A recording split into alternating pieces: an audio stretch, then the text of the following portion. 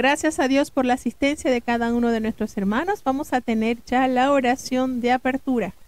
Querido Padre Celestial, Dios de eterna bondad, de rica y abundantes misericordias, ante tu divina presencia estamos, Señor. Te adoramos, te exaltamos, porque solo tú eres digno de toda honra y de toda gloria. Señor, ¿a quién iremos? ¿A dónde iremos? Si solamente en ti hay palabras de vida eterna. Gracias, Padre bueno, por esta oportunidad que nos concedes una vez más. Perdona nuestros pecados, faltas, errores cometidos delante de ti, pues reconocemos que ante tu presencia no hay hombre que no peque, Señor. Pecamos en pensamientos, pecamos en palabras, pecamos en acciones. Considera nuestra humana fragilidad y ayúdanos cada día más a cambiar, Señor, a ser transformados por tu santa y bendita palabra. Señor, te presentamos a cada uno de los hermanos que ya están con nosotros para participar de esta programación.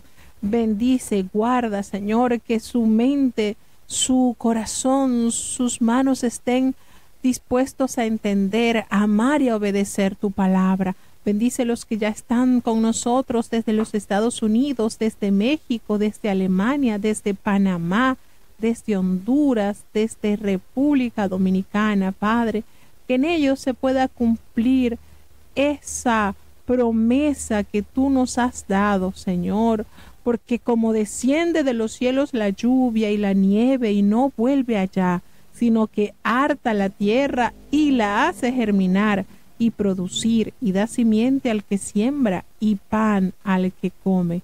Así será tu palabra que sale de tu boca, no volverá a ti vacía. Antes hará lo que tú quieras y será prosperada en aquellos a quienes la enviaste. Ten piedad, Señor. Permítenos que podamos comprender, que tu Espíritu Santo sea nuestro principal guía para que nuestras mentes puedan apreciar, Señor, amar tu palabra. Quédate con nosotros, Señor, te necesitamos. En el nombre de Jesús te lo he suplicado y en él te doy las gracias. Amén. Bien, vamos entonces a entrar en el capítulo 24 y es conocido precisamente como el sermón profético. Tenemos aquí acontecimientos que ya han pasado y otros acontecimientos que están próximos a suceder y otros pues que nos asegura que el inminente regreso del Hijo de Dios está a las puertas. Así que vamos entonces a escuchar la lectura del capítulo 24 del Evangelio de San Mateo. Para hoy tendremos la lectura de los capítulos 24, 25 y 26. Escuchemos con atención.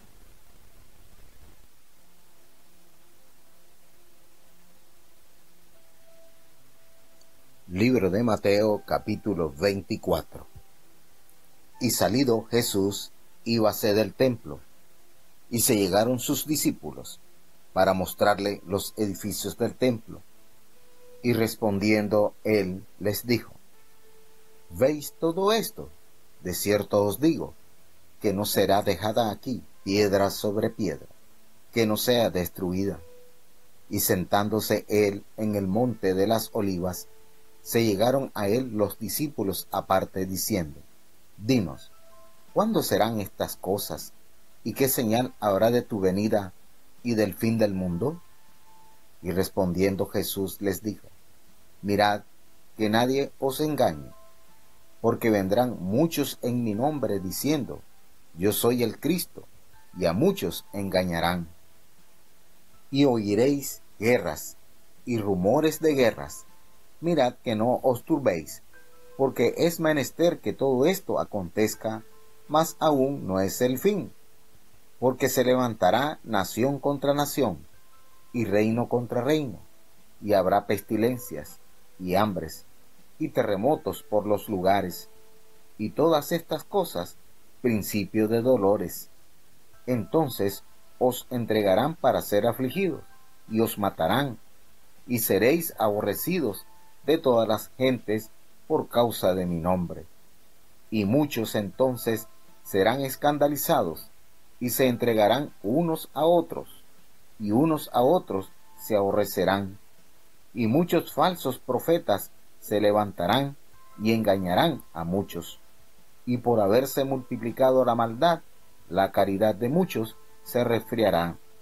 Mas el que perseverare hasta el fin, éste será salvo. Y será predicado este evangelio del reino en todo el mundo, por testimonio a todos los gentiles, y entonces vendrá el fin. Por tanto, cuando viereis la abominación del asolamiento, que fue dicha por Daniel profeta, que estará en el lugar santo, el que lea, entienda. Entonces los que están en Judea huyan a los montes, y el que sobre el terrado no descienda a tomar algo de su casa, y el que en el campo no vuelva atrás a tomar sus vestidos. Mas ay de las preñadas y de las que crían en aquellos días. Orad, pues, que vuestra huida no sea en invierno ni en sábado, porque habrá entonces grande aflicción, cual no fue desde el principio del mundo hasta ahora, ni será.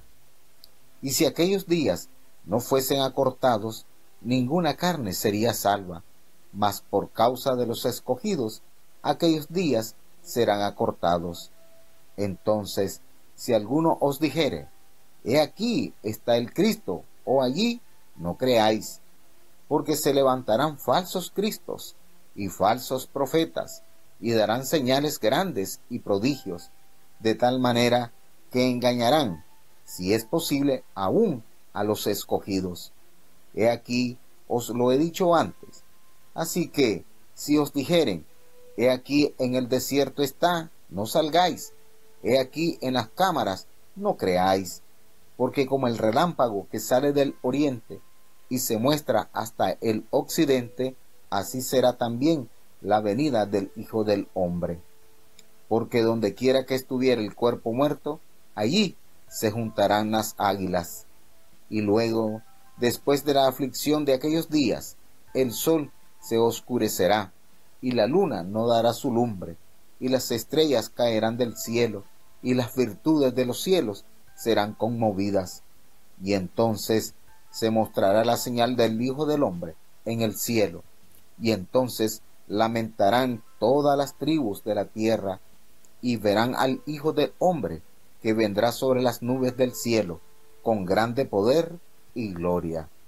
Y enviará sus ángeles con gran voz de trompeta, y juntarán sus escogidos de los cuatro vientos, de un cabo del cielo hasta el otro.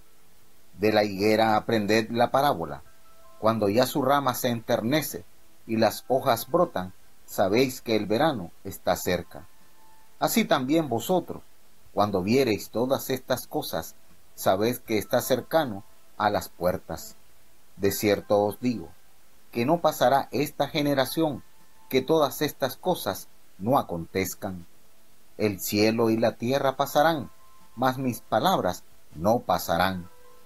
Empero el día y hora nadie sabe, ni aun los ángeles de los cielos, sino mi Padre solo.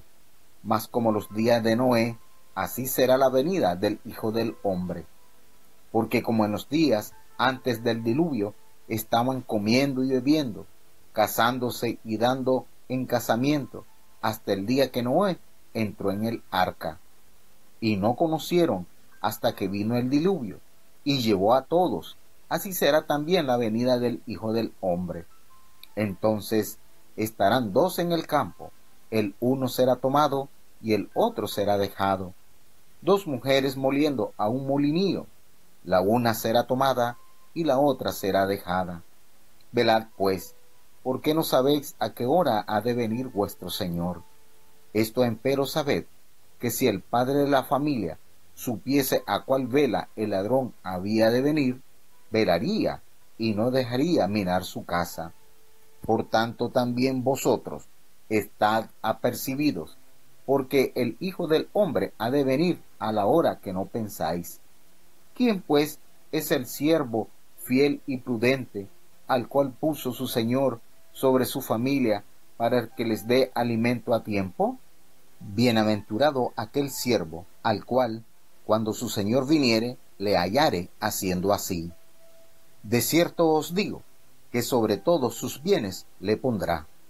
Y si aquel siervo malo dijere en su corazón, mi señor se tarda en venir, y comenzare a herir a sus consiervos, y aún a comer y a beber con los borrachos, vendrá el señor de aquel siervo en el día que no espera, y a la hora que no sabe, y le cortará por medio, y pondrá su parte con los hipócritas.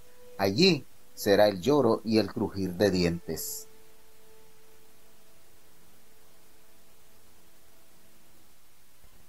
Bueno, ¿qué les parece estas hermosas indicaciones del Señor?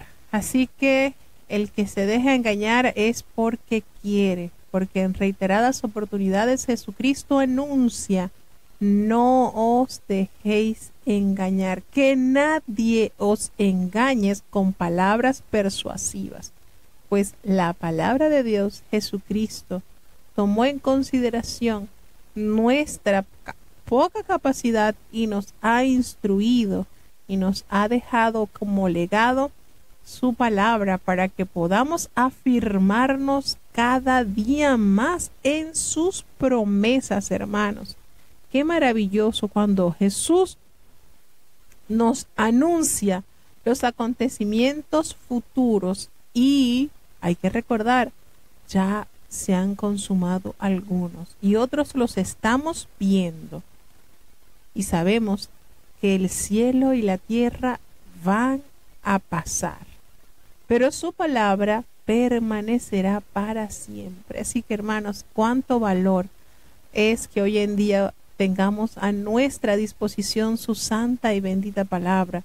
Cuánto bien hace a la humanidad que pueda abrazar, que pueda escudriñar esto, porque allí precisamente dijo Jesús: tenéis la vida eterna. ¿En dónde? En las palabras, en la Biblia, en su santa y bendita palabra. Jesús salió del templo y entonces allí notamos que se iba y se le acercaron a aquellos sus discípulos, por supuesto, y ellos estaban como guía turística enseñándole los edificios que tenía el templo.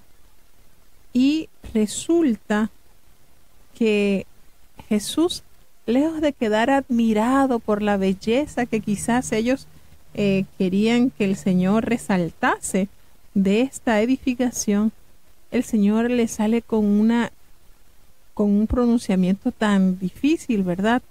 Al ver esta edificación, el Señor le dice: ¿veis todo esto? ¿Saben qué? No va a quedar aquí piedra sobre piedra. Todo va a ser derribado.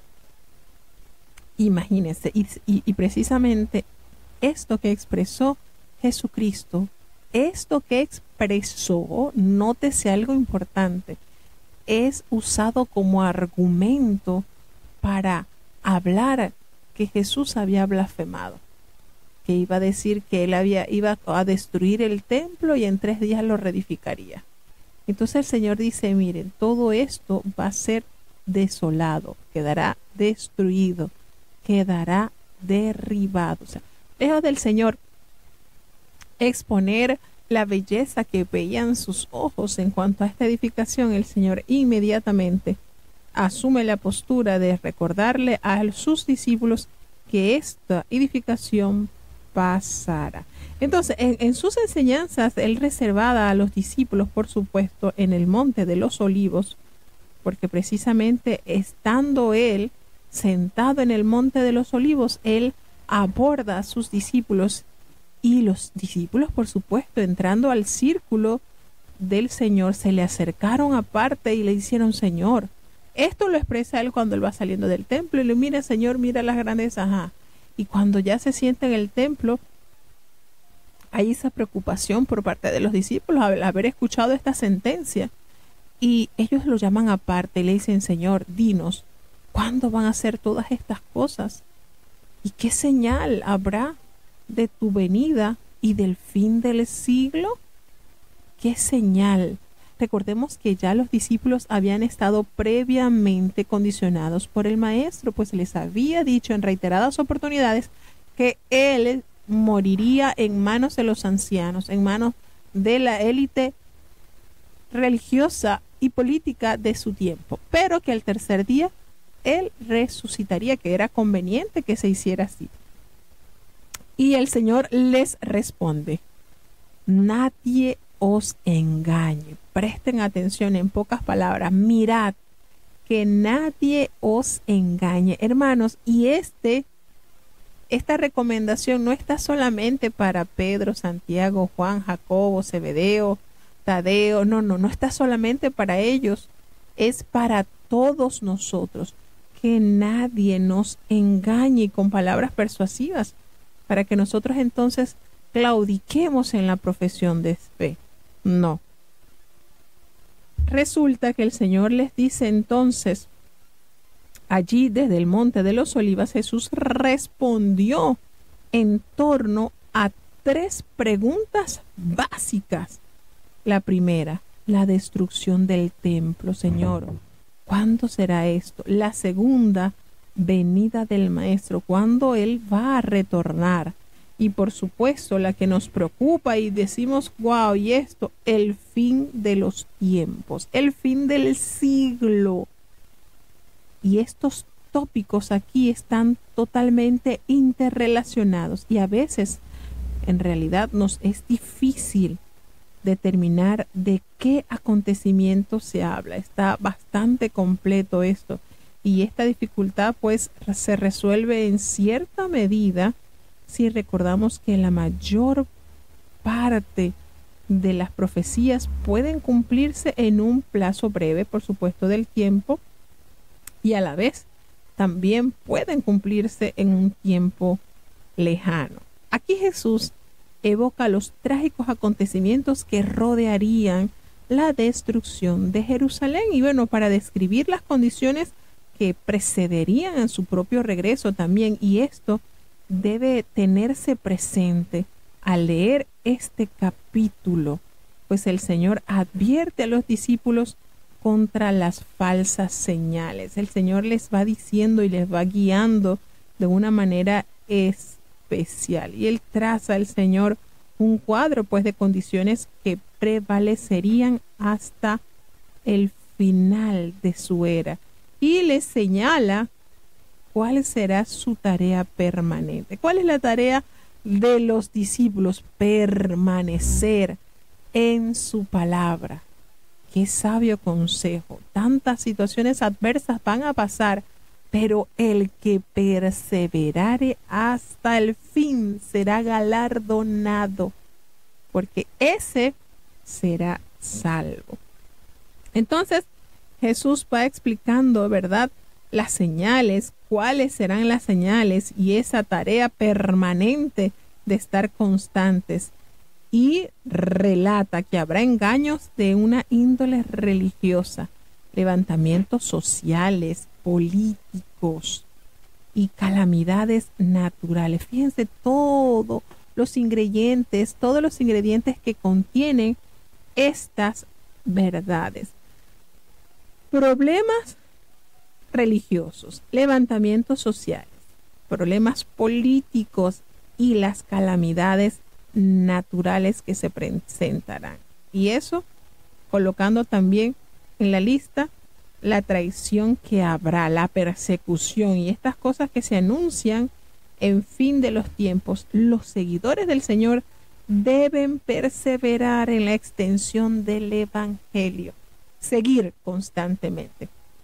Y les dice, miren, ¿saben? No se dejen engañar, porque van a venir muchos, no habla de pocos, muchos en mi nombre. Y será Señor, y será este grupo al que el Señor hace referencia, vendrán muchos en mi nombre diciendo yo soy el Cristo, y a muchos engañarán. Y estos harán grandes señales. Fíjense.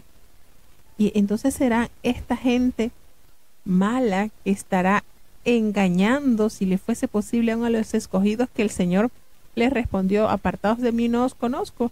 Aquellos que dijeron, Señor, pero si en tu nombre echamos fuera demonios, hicimos sanidades, hicimos todo esto, será estas personas a las que el Señor se refiere, que vendrán muchos en su nombre, porque precisamente este grupo de personas le dice, Señor, en tu nombre echamos fuera demonios.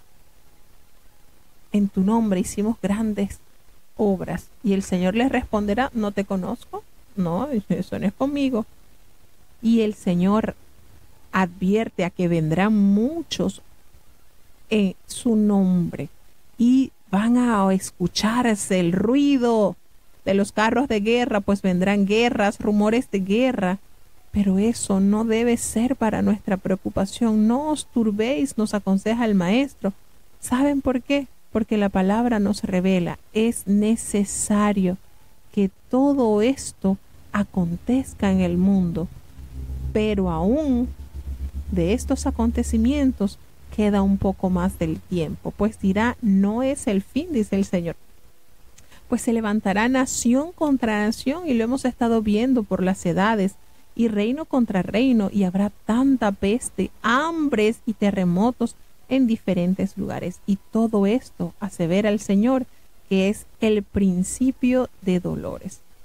Le van a entregar a tribulaciones y van a ser muertos, y de tal punto que aborrecido de todas las gentes por causa del Evangelio.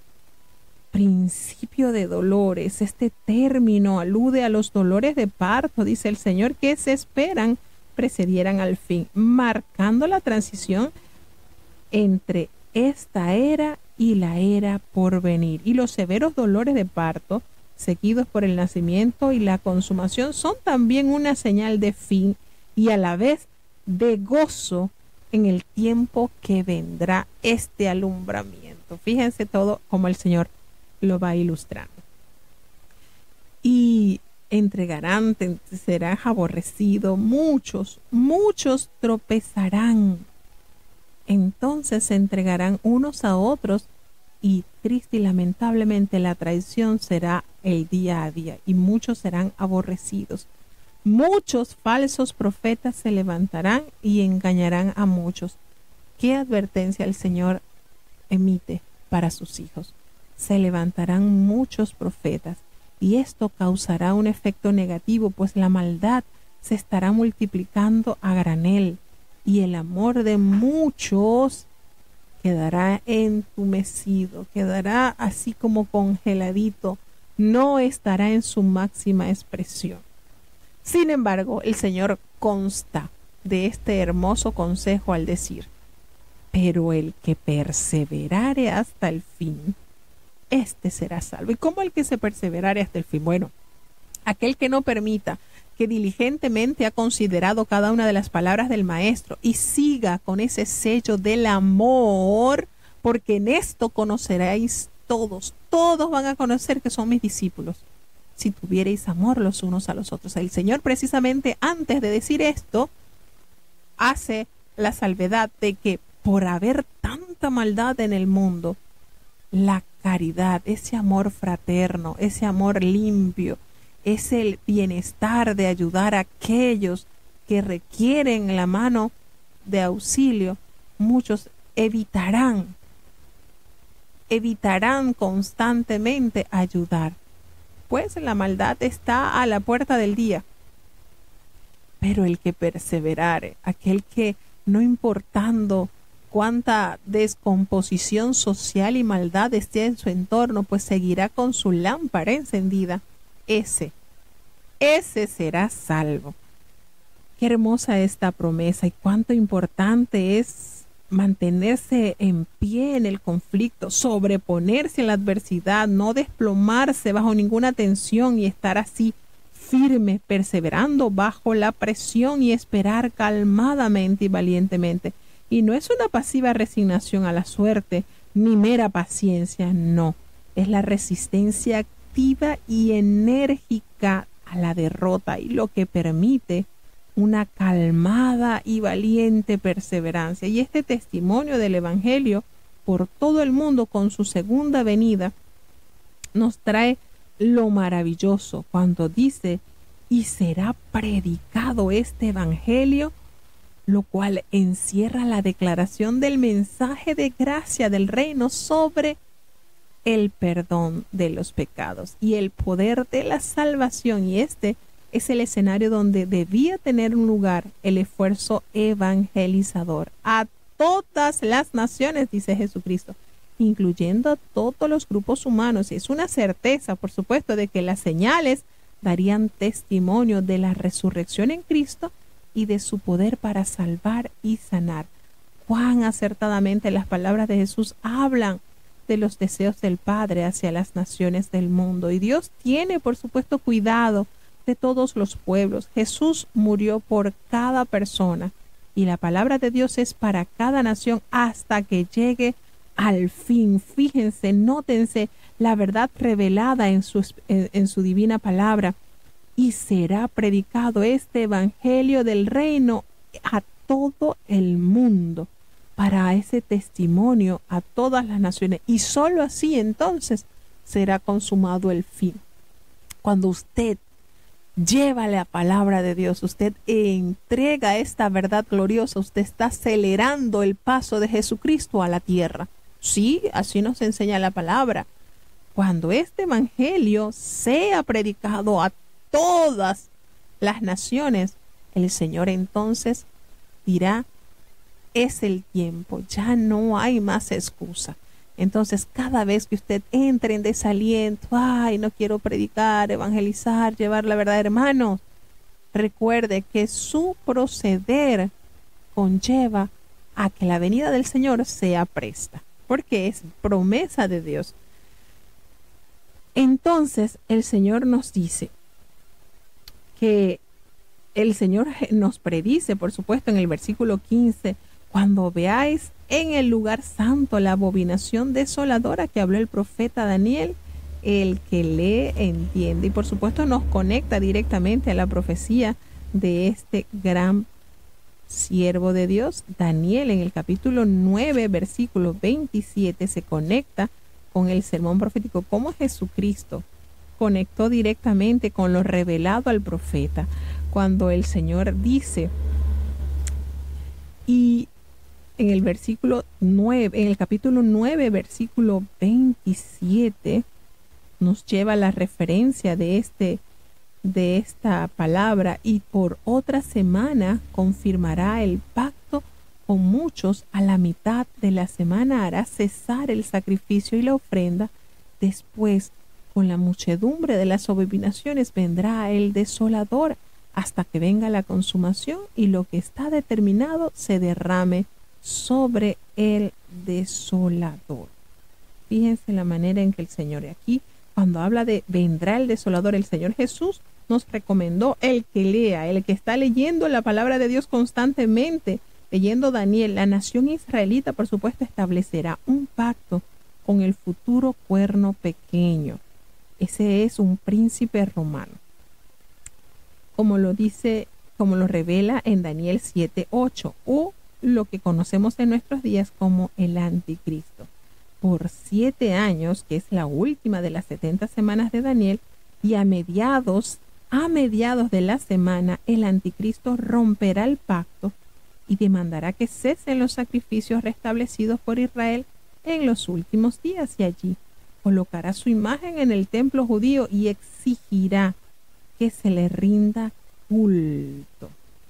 Entonces, esta abominación desoladora profetizada en Daniel capítulo 9, 27 fue relacionada, por supuesto, por el autor de algunos libros con la profanación del templo en el año 1968. Que eso fue llevado a cabo por el gobernante sirio Antioquio Epífanes.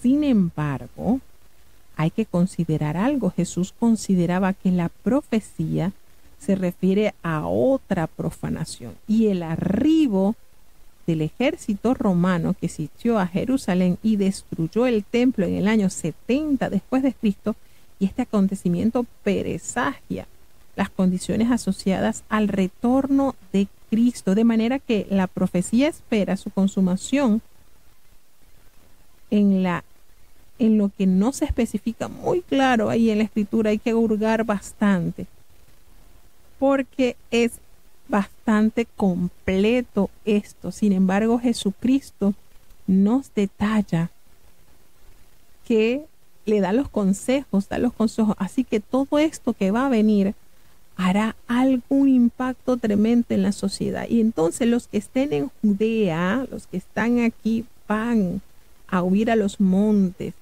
y el que esté allí en la azotea, en alto, no vaya a descender para tomar algo de su casa, no. Y el que está en el campo tampoco vuelva atrás para tomar su capa. Y hace esta advertencia: ay de aquellas que estén encintas y de las que críen en aquellos días. Nos pide nos recomienda que oremos por esa huida, para que no sea en invierno, ni en sábado, ni en el día de reposo, porque habrá tan grande tribulación cual no lo ha habido desde el principio del mundo hasta ahora, ni la habrá. Y no la habrá porque supuesta, no la habrá porque precisamente son los últimos acontecimientos de tragedia que en el mundo se estarán viviendo. Entonces, aquí hay algo importante. Jesús da el consejo de salir de la ciudad antes que sea demasiado tarde. Y los cristianos escucharon estas advertencias y escaparon hacia otros pueblos cerca del mar de Galilea. Entonces, el historiador Josefo es un historiador judío que tiene libros maravillosos sobre la iglesia primitiva. Él presenció la destrucción de Jerusalén y ofrece una vívida descripción de aquellos acontecimientos. De acuerdo con su relato, más de 1 millón de judíos perecieron en un solo día. Esto lo revela este historiador judío. Y por supuesto, los verdaderos seguidores de Jesucristo no serán confundidos por falsas señales, en eso estamos claros, sino que esperarán el regreso del Señor Jesucristo desde los cielos. Cuando el Señor les dice, en aquellos días el Señor hace esta gran verdad, nos dice esta gran verdad que podemos palpar en nuestros días. Si aquellos días no fuesen acortados, nadie, ninguna carne sería salvo, pero es a causa de los escogidos que estos días son acortados. Y vuelve a hacer la referencia: miren, si alguien les dijere, anda, allá está el Cristo, miren, aquí está, no lo crean. Vuelve a decir, se levantarán falsos cristos y falsos profetas que harán tantas señales, y muy grande, dice, harán grandes señales y prodigios, de tal manera que ellos engañarán, si le fuere posible, si estuviese al alcance, aún a los escogidos. Pero recordemos, hermanos, que los verdaderos seguidores de Cristo no serán confundidos por esas falsas señales. ¿Saben por qué? Porque los que son escogidos están dirigidos por el Espíritu Santo y aplican las verdades manifestadas en la palabra de Dios en sus vidas. Entonces, lejos de estar turbados por todas estas dificultades que se están avecinando, van a estar gozosos porque el tiempo de la redención está cerca. Y el Señor lo dice, ya se los he dicho antes. Así que si le han de decir, mira que aquí está en el desierto, no salgan, no que está en los aposentos, no vayan, no lo crean.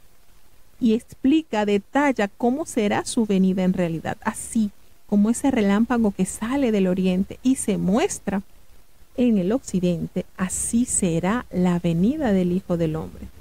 Fíjense cómo el Señor detalla la más fiel y clara verdad, cómo va a ser su venida. Eso va a ser un acontecimiento que nadie podrá dudarlo.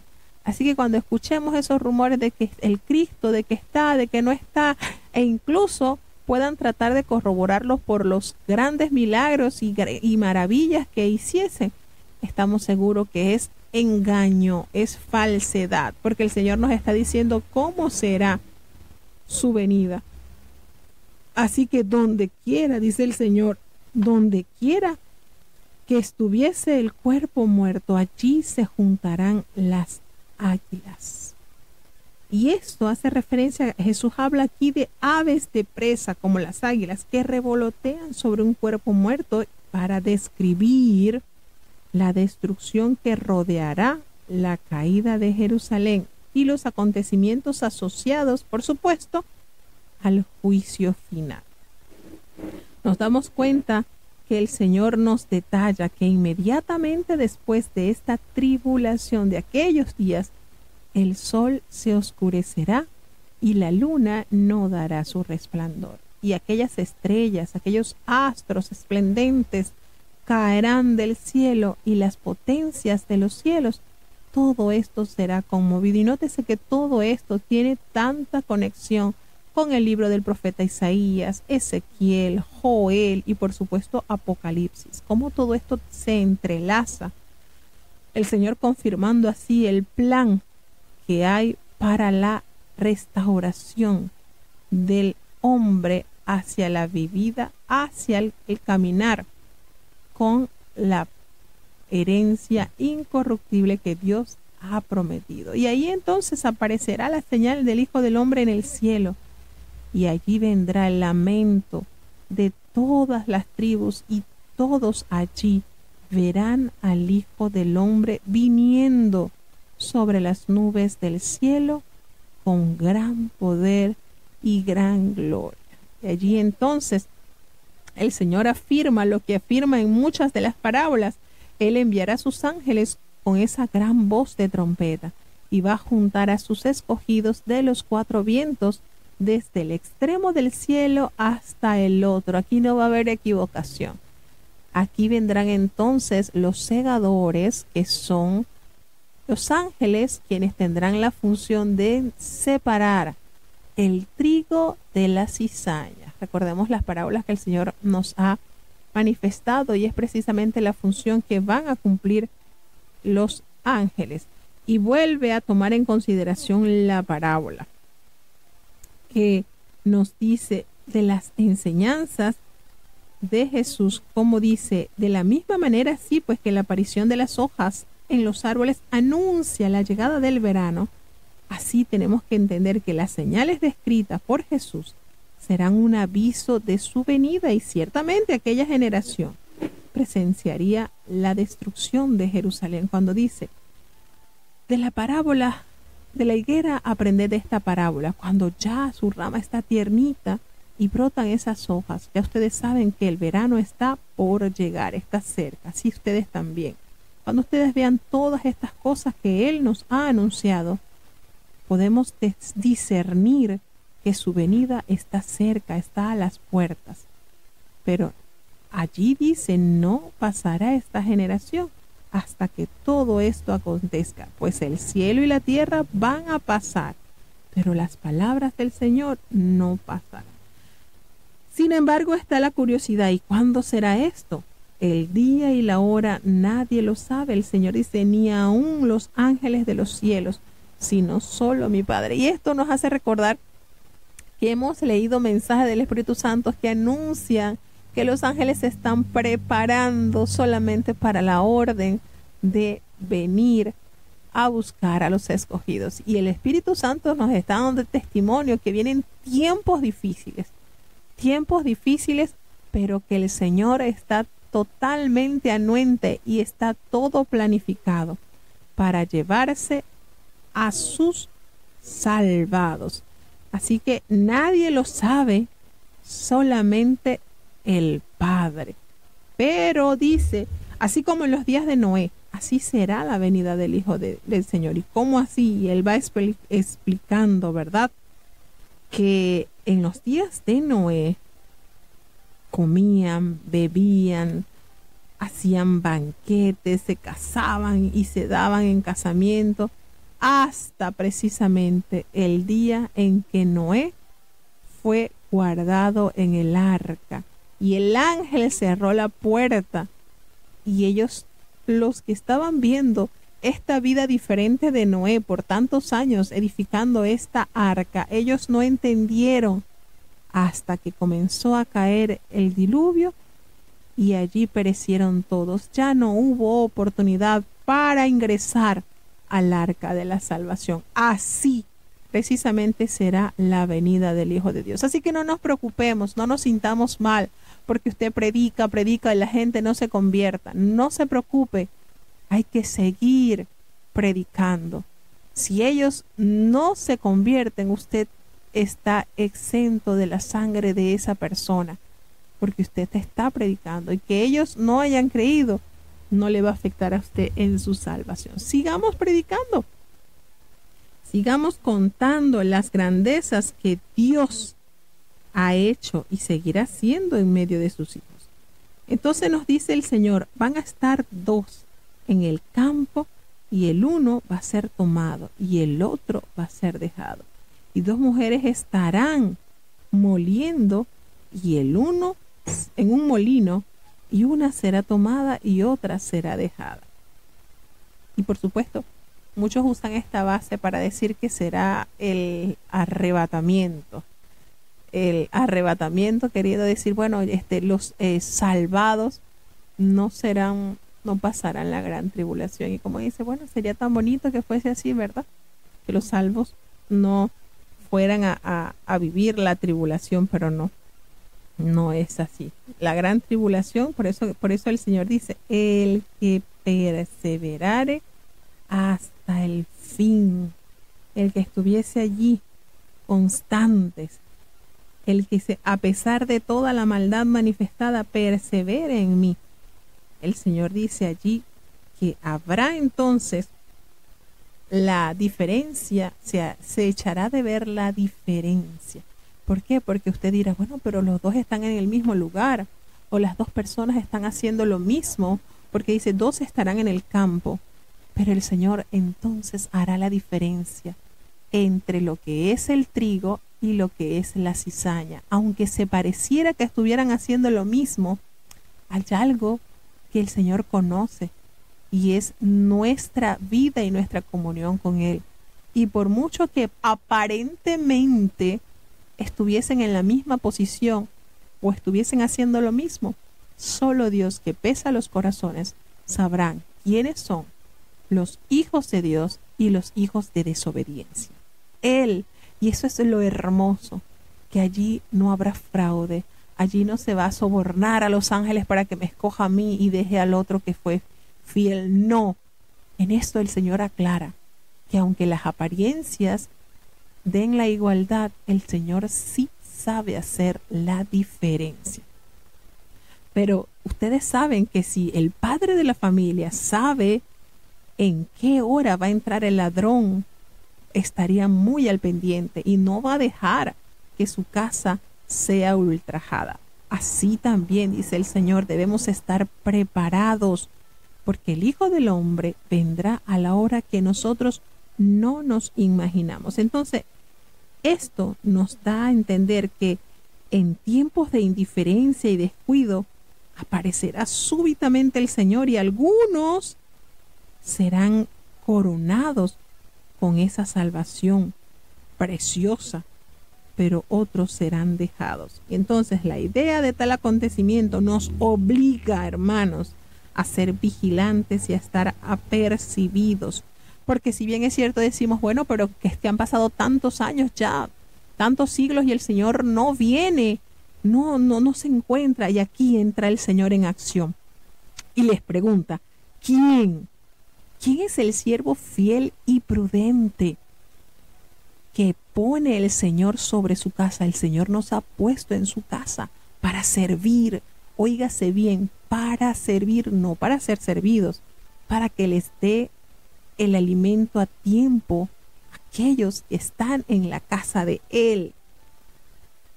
Y recuerda, bienaventurado es aquel siervo cuando su Señor venga, le haya haciendo lo que Él le encomendó. Pero hay otra cosa, el Señor promete ponerlos sobre todos sus bienes, pues como dice en la parábola, en lo poco has sido fiel y en lo mucho te pondré. Pero aquí está el problema en el que han caído muchos. Pero si ese siervo malo dijera en su corazón, es que el Señor tarda mucho, mi Señor tarda mucho en venir, y comenzare a golpear a sus consiervos y aún a comer y a beber con los borrachos, comience a hacer lo que no debe hacer. Resulta que vendrá el Señor de aquel siervo el día que menos él lo espere y a la hora que él ni sabe, y va a castigarlo duramente. ¿Y cómo describe el Señor el lugar del castigo? En varias oportunidades, ese lugar de tormento será el lloro y el crujir de dientes. Entonces, mientras esperen el regreso del Señor, sus seguidores debemos servirle leal, responsablemente, sin estar zahiriendo a nuestro consiervo, aquel hermano que está conmigo en la fe. No puedo zaherirle. Debo ser diligente en donde Dios me puso para administrar sus bienes. Te puso en el ministerio de la palabra, comparte la palabra con diligencia. Te puso en el ministerio de la alabanza, hazlo diligentemente, sabiendo que en cualquier momento el Señor te llamará a cuenta y te dará tu recompensa. Entonces, esto es de gran verdad, porque vendrá el final, hermanos. ¿Y qué pasará de nosotros? Libro de Mateo, capítulo 25. Entonces el reino de los cielos será semejante a 10 vírgenes, que tomando sus lámparas salieron a recibir al esposo. Y las 5 de ellas eran prudentes, y las 5 fatuas. Las que eran fatuas, tomando sus lámparas, no tomaron consigo aceite, mas las prudentes tomaron aceite en sus vasos, juntamente con sus lámparas, y tardándose el esposo, cabecearon todas y se durmieron. Y a la medianoche fue oído un clamor: He aquí, el esposo viene, salid a recibirle. Entonces todas aquellas vírgenes se levantaron y aderezaron sus lámparas. Y las fatuas dijeron a las prudentes: Dadnos de vuestro aceite, porque nuestras lámparas se apagan. Mas las prudentes respondieron diciendo: Porque no nos falte a nosotras y a vosotras, id antes a los que venden y comprad para vosotras. Y mientras que ellas iban a comprar, vino el esposo, y las que estaban apercibidas entraron con él a las bodas, y se cerró la puerta. Y después vinieron también las otras vírgenes, diciendo: Señor, Señor, ábrenos. Mas respondiendo él dijo: De cierto os digo que no os conozco. Velad pues, porque no sabéis el día ni la hora en que el Hijo del Hombre ha de venir. Porque el reino de los cielos es como un hombre que, partiéndose lejos, llamó a sus siervos y les entregó sus bienes. Y a este dio 5 talentos, y al otro 2, y al otro 1, a cada uno conforme a su facultad, y luego se partió lejos. Y el que había recibido 5 talentos se fue, y granjeó con ellos, e hizo otros 5 talentos. Asimismo, el que había recibido 2, ganó también él otros 2. Mas el que había recibido 1, fue y cavó en la tierra, y escondió el dinero de su señor. Y después de mucho tiempo, vino el señor de aquellos siervos, e hizo cuentas con ellos.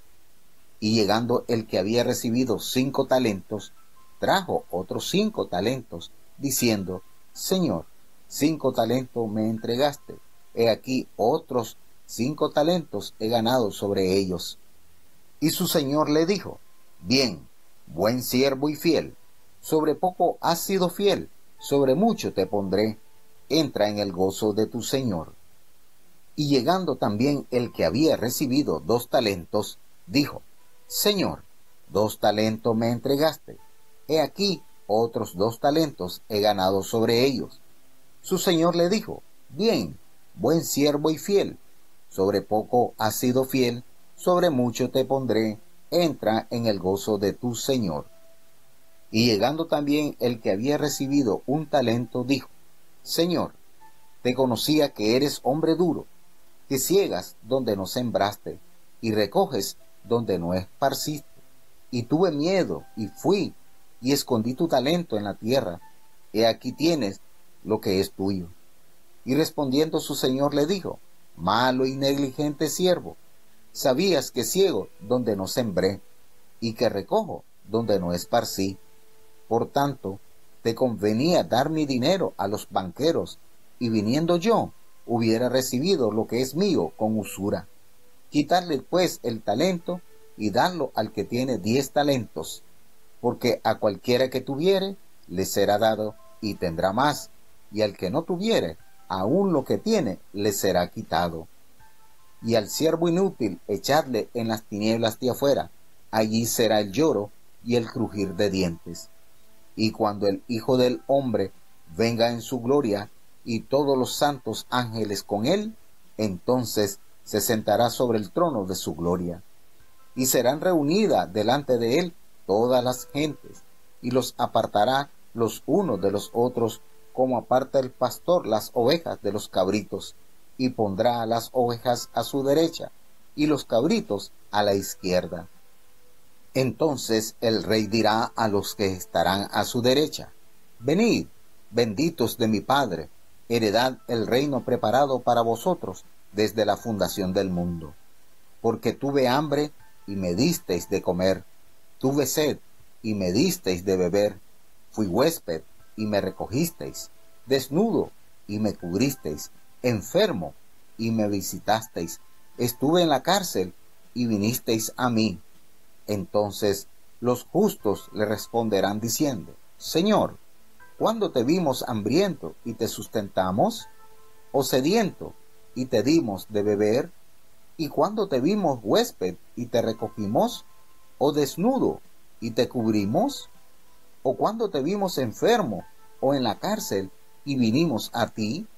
Y respondiendo el rey les dirá: De cierto os digo, que en cuanto lo hicisteis a uno de estos mis hermanos pequeñitos, a mí lo hicisteis. Entonces dirá también a los que estarán a la izquierda: Apartaos de mí, malditos, al fuego eterno preparado para el diablo y para sus ángeles. Porque tuve hambre, y no me disteis de comer, tuve sed, y no me disteis de beber, fui huésped, y no me recogisteis, desnudo, y no me cubristeis, enfermo, y en la cárcel, y no me visitasteis. Entonces también ellos le responderán diciendo: Señor, ¿cuándo te vimos hambriento, o sediento, o huésped, o desnudo, o enfermo, o en la cárcel, y no te servimos? Entonces le responderá diciendo: De cierto os digo, que en cuanto no lo hicisteis a uno de estos pequeñitos, ni a mí lo hicisteis, e irán estos al tormento eterno, y los justos a la vida eterna. Cuánta grandeza hay en cada una de las parábolas. Y precisamente el Señor, consciente de despertar en la conciencia de sus discípulos la necesidad de trascender a lo que uno espera que va a suceder. ¿Y por qué les digo esto? Bueno, en esta parábola encontramos muchas verdades reveladas, y es que el Señor dibuja, presenta a 10 mujeres que estaban todas invitadas a un acontecimiento trascendental. Todas estaban ataviadas, todas estaban reunidas en el mismo lugar, todas estaban esperando al mismo personaje. Fíjense esto, y esta parábola es para los discípulos de Jesús. Esta parábola es enteramente para los discípulos de Jesús, los que han sido bautizados, los que han sido levantados con la gracia de su poder, los que están dentro del plan de salvación, esperando la redención, esperando al novio. Esta parábola es para nosotros. ¿Y qué nos llama aquí la atención? Todas estaban en el mismo lugar, todas estaban esperando al mismo novio, todas estaban ataviadas, todas tenían las lámparas en sus manos. Pero hubo una gran diferencia.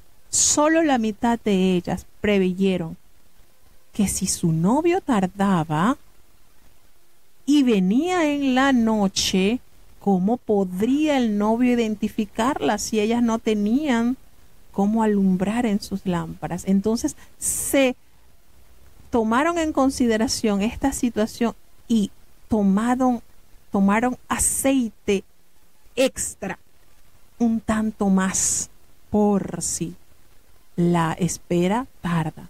Pero aquellas que estaban al igual ataviadas en el mismo lugar, preparadas, tomaron las lámparas, pero la gran imprudencia es que no proveyeron de que si esa llegada era tardía, no podrían ser identificadas, no podrían permitir que se le reconocieran como las que estaban llamadas a esas bodas. Y acontece esto que Cristo detalla, hermanos, es para que nosotros prendamos las alarmas. Podemos estar en la iglesia, podemos tener la vestimenta de sacerdotal, podemos tener la unción, pero si nosotros no nos preparamos, porque la tardanza del novio nos hace dislocar nuestro caminar. Y el Señor dice, estas tomaron aceite en sus vasijas juntamente con sus lámparas. Tenían aceite en las lámparas, tenían aceite extra. Pero se tardó el esposo y muchos han claudicado en el camino de la fe porque se ha tardado el esposo. Y comenzaron todas, el desgaste físico, el cansancio de la espera, todas se durmieron. Pero precisamente a la medianoche se oye ese clamor. Aquí viene el esposo, salgan a recibirlas. Y todas estas mujeres se levantaron y se arreglaron, porque ya está a la puerta el esposo, y llevaron sus lámparas. Pero qué situación tan apretada tuvieron estas mujeres que no dispusieron de un aceite extra. Y al verse en esta situación, le pidieron a sus compañeras que les prestaran aceite. Y por supuesto la prudencia te permite saber hasta cuándo puedes llegar. No, porque si les damos, nos van a faltar y no van a estar ustedes y no van a estar nosotros. Así que salgan, vayan rápido ustedes y busquen quien les pueda proveer del aceite y les venda, y compren ustedes mismas. Y esto es para que consideremos en gran manera. Nosotros decimos, pero ¿qué representa? ¿Qué representa el aceite? ¿Qué representa el aceite? Por supuesto, la presencia del Espíritu Santo en nuestras vidas. Eso representa el aceite. Y si usted no tiene ese sello, si usted no tiene su vida ardiendo en el Espíritu, lleno de ese aceite santo, usted no podrá ser identificado como el candidato para entrar a las bodas. Y eso pasa muchas veces. Cabeceamos, nos dormimos y cuando nos damos cuenta ya no hay unción en nuestras vidas. Y eso no lo podemos recibir así. No, hay que haber una preparación constante. Estas mujeres, mientras se iban a buscar lo que negligentemente no procuraron tener, aconteció lo que se temía. Entró el esposo y solamente aquellas 5 que estaban preparadas entraron con él a las bodas y se cerró la puerta. Allí llegó. Pero estas que estaban afuera llegaron pidiendo que se le abriera la puerta. ¿Y cuál fue la respuesta del novio? No las conozco. No. ¿Y cuál es el clamor? ¿Cuál es la gran demanda de Jesucristo? Velad, porque no sabéis el día ni la hora en que el Hijo del Hombre ha de venir. Jesús nos enseña a estar preparados para su regreso, y él compara, por supuesto, la segunda venida con una alegre procesión de bodas en la que aquellos que no se han preparado triste y lamentablemente no podrán participar. Puedes estar en la iglesia, puedes haber aceptado, pero si tú no estás lleno de la unción del Espíritu de Dios, si tú no estás anuente al gran acontecimiento que ha de pasar en la venida del novio, entonces no podrás entrar. Y la sabiduría, por supuesto, de estas 5 vírgenes consistió en haber guardado una reserva de aceite en sus vasijas, y además de la que ya habían echado en las lámparas, y así se prepararon para una inesperada demora del futuro de su esposo. Entonces, aquí tenemos una asociación implícita entre Cristo y el esposo. ¿Quién es el esposo? Cristo. Lo mismo que la tardanza de este último se relaciona con la demora del regreso del Señor. Entonces, consideremos la venida del Mesías, que es un versículo, estos versículos, cuando el Señor nos dice, velad, porque no sabéis el día ni la hora. Tenemos que recordar que este versículo nos recuerda que siempre que se considera la segunda venida a lo largo de la historia, algunos creyentes han tratado equivocadamente de determinar cuándo el Señor volverá. Y se confían y somos imprudentes en que, bueno, no. Y la ignorancia de estos intentos necios a menudo les ha llevado a señalar con una actitud presuntuosa el tiempo de la venida de Jesús. Pero aquí, en esta parábola, como también en otras parábolas, como también en el sermón profético, el Señor nos dice, Jesús declara explícitamente que nadie, sino el Padre, sabe el tiempo de su venida. Así que algunos han interpretado la expresión el día ni la hora, como que podemos nosotros descubrir el mes o el año, pero eso es incorrecto, hermanos. No podemos, no estamos seguros de que la segunda venida de Cristo ocurrirá en un año en particular o en una determinada década, y ni siquiera que Cristo volverá mientras vivimos aún. Así que no sabemos. Sin embargo, Jesús comenzó su oración en el mandamiento aquí, velad, y este desafío que nos hace que constante y anhelosamente estemos esperándolo. Por lo tanto, hermanos, nuestra gran responsabilidad es doble. Preparémonos para su venida, de modo que cuando llegue encuentre a una esposa sin mancha, sin arruga, como lo dice el apóstol Pablo en el libro de los Efesios, en la carta a los Efesios capítulo 5, versículo 27, y que actuemos hasta su regreso de tal manera que el reino de Dios se preserve y se extienda sobre la faz de la tierra. Estemos ocupados en los negocios del Señor y vivamos a la expectativa del retorno del Maestro. Despojémonos completamente de toda ociosa especulación, de la tendencia supersticiosa o estar fijando fechas sobre el tiempo en el que ha de venir nuevamente. Preparémonos, que el Espíritu Santo sea el que mantenga nuestras vidas en total luz, para que nosotros podamos ver y entrar a las bodas del Cordero. Y esto es maravilloso, hermano, lo que el Señor nos revela a través de las enseñanzas. Nuevamente anuncia esta enseñanza preciosa sobre la parábola de los talentos y argumenta y dice el Señor, recordemos que el talento tenía un gran valor considerable.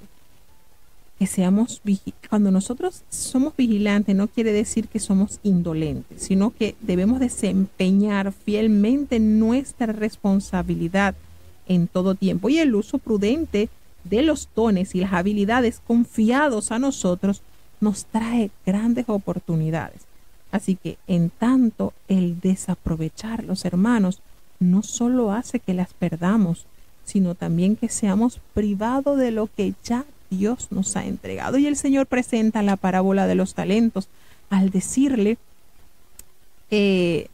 lindo y maravilloso esta enseñanza, el reino de los cielos es como un hombre que yéndose lejos llamó a sus siervos y le entregó sus bienes.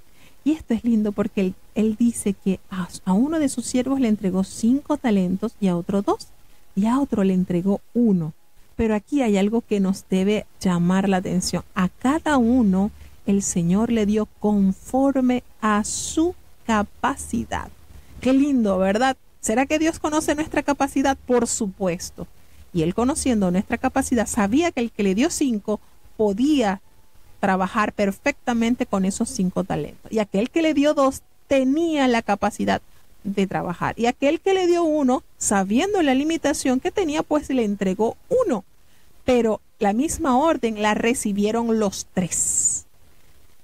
Este hombre que recibió 5 fue diligente y negoció y multiplicó. Y esto lo vemos así. Tú tienes el talento de, por decir algo, de leer. Por decir un ejemplo, el talento de leer. Pero tú te esfuerzas en esto y eso va a despertar otros talentos más, como el de la comprensión de la lectura, como el de poder enseñar lo que estás leyendo, y de allí se va multiplicando. De ese talento que recibiste, se van a ramificar otros. Y esto sucedió con el que recibió 5, los granjeó. Al igual que el que recibió los 2 dones, los granjeó. Pero nótese que ese que recibió 1 solito, tuvo pero tanto temor que lo escondió. Bueno, yo sé desglosar un tema, pero yo mejor no, porque hay otros que lo hacen mejor que yo, por decir un ejemplo. Yo mejor me quedo calladito y no enseño, para que no se me sienta como que poca cosa. Mejor me quedo calladito. Y lo esconde. Nadie sabe la riqueza que tiene el dueño de esos siervos, porque el talento que tenía que dar a conocer. Porque nótese esto, ¿quién recibirá la gloria de esos talentos? El dueño, por supuesto. Y el talento suyo no es suyo, es del Señor. Y el que va a recibir la gloria no va a ser usted, sino va a ser el dueño de ese talento, que es el Señor. Pero me quedo calladito mejor y no digo nada porque soy muy torpe. No, yo mejor me quedo calladito, no sé nada. Y el Señor llegó a pedirle cuenta a cada uno de sus siervos. Y cuando llegó aquel, así en el mismo orden en que él compartió el talento, así en el mismo orden él pidió cuentas. Llamó al que le habían entregado 5 talentos y el diligente le dijo: Señor, me entregaste 5 talentos y aquí yo los he granjeado, he trabajado y tengo otros 5 talentos sobre ellos. ¿Y cuál fue la respuesta de su señor? Bueno, bien, siervo y fiel. Sobre poco has sido fiel y sobre mucho te pondré. Y entra en el gozo de tu Señor. Bienvenido a la ganancia eterna. Y así también llegó aquel que había recibido 2 talentos y le dice: Señor, tú me entregaste 2 talentos, por aquí tengo más talentos. Lo que me has dado lo he valorado. Es eso, cuando Dios te da algo a ti y tú lo multiplicas, estás valorando lo que Dios ha hecho en ti. Y le entregó cuentas y el Señor le dijo: bien, bueno, muy bueno, es siervo fiel, has sido fiel en esto poco y ahora sí te pondré sobre lo mucho. Ven, entra en el gozo de tu Señor. Pero cuando llegó aquel que había recibido tan solo 1, porque el Señor sabía que podía granjear 1, este hombre habla que tenía mucho conocimiento. Tenía mucho conocimiento. Óigase esto: Señor, te conocía, que eres hombre duro, que ciegas donde no sembraste y recoges donde no esparciste. Yo tuve tanto miedo y mejor fui y escondí tu talento en la tierra y aquí tienes lo que es tuyo. Tenía este hombre conocimiento del dueño de esa hacienda, del dueño de los talentos, por supuesto. Tenía un conocimiento tremendo. Sabía el poder y la autoridad que ejerce este hombre que le entregó el talento. Entonces no seremos justificados por lo que sabemos. Seremos justificados por lo que hacemos. Eso es de gran relevancia. El conocimiento es importante, pero el hacer de ese conocimiento lo que Dios nos ordena es lo relevante en nuestras vidas. Y este hombre le dijo el Señor: eres un siervo malo, negligente. Y le reprocha: tú sabías cómo soy yo, que yo ciego donde no sembré y que recojo donde no esparcí. Me conoces bien. Estás muy claro de quién fue el que te entregó ese talento. Y a ti te convenía hacer más de lo que yo te había dado. Si te di ese talento, tenías el compromiso de abundar las ganancias en lo que yo te di. Porque tenías que haberlo dado a los banqueros, que cuando yo viniera, yo recibiera lo que yo te había entregado con el excedente, con el interés. Y uno dice, bueno, pero aquí este hombre sí, el Señor pidió cuentas y Él quiere, por supuesto, un fiel desempeño de nuestras responsabilidades. Entonces nosotros no estamos para que nos justifiquemos, no. Nosotros estamos para que nos dediquemos con diligencia a lo que Dios demanda de nosotros. ¿Y cuál fue la recompensa de este hombre? ¿Cuál fue? El Señor le quitó ese talento y se le entregó al que tenía 10. Y hace la severidad, hace la salvedad, porque el que tiene, dice, quitadle el talento y dáselo al que tiene 10 talentos, porque al que tiene le será dado aún más y tendrá mucho, pero el que no tiene, aún lo que tiene le va a ser quitado.